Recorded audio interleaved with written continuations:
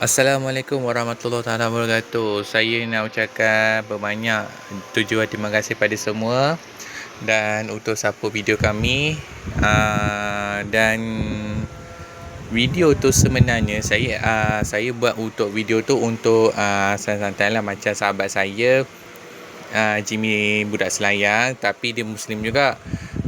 Dia masuk Islam. So dekat sini saya nak cakap, okey, booking adalah tujuan yang terakhir untuk bulan Ramadan lah. Okey, ni tujuan dah terakhir untuk bulan Ramadan. So dekat sini saya nak memohon maaf jika ada tersalah silap, kalau ada terkasar bahasa bersemua lah kan. So dekat sini saya akan buat video untuk part 4 Untuk video yang keempat saya akan buat sisi melata lah. So saya buat ni untuk semua sahabat saya tau.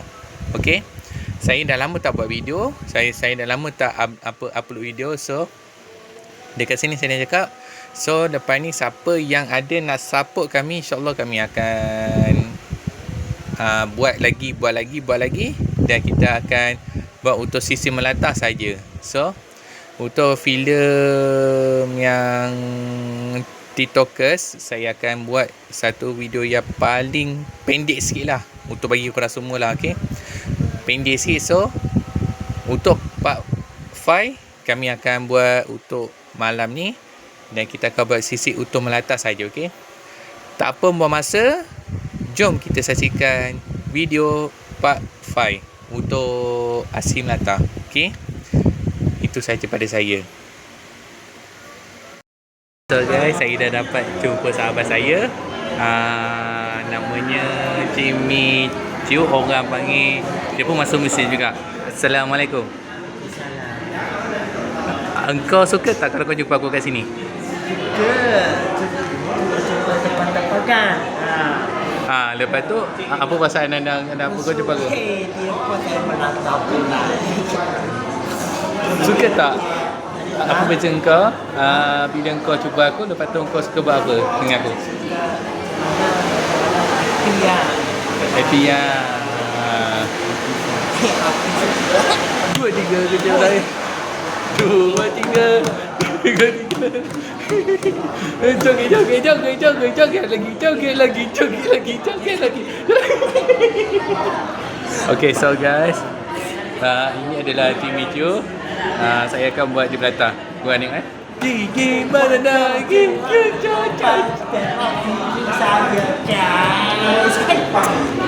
itu saja video pada saya. Terima kasih. Tahu apa? Nanti masuk TikTok, nanti balas kah pokok. 2, 3 kucing berlari. Kau nak pergi mana? 2, 3 kucing berlari. Kau nak pergi mana? Saya kasih di McDonald. Apa aja kau? Apa? Engkau pukul apa dari atas sana? Jadi pukul berapa? Pukul 9. Lepas tu? Sampai di kampung. Sampai sekarang apa? 10 kampung. 10 ke apa? Kampung pokok. 10 kampung. Kampung. 10 kampung. Ya. 10 kampung. Kampung. Nampak dah dapat pipi saya.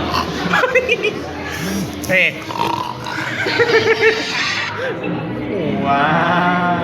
Sekian saja untuk hari ini, dan saya minta pada korang semua support video kami.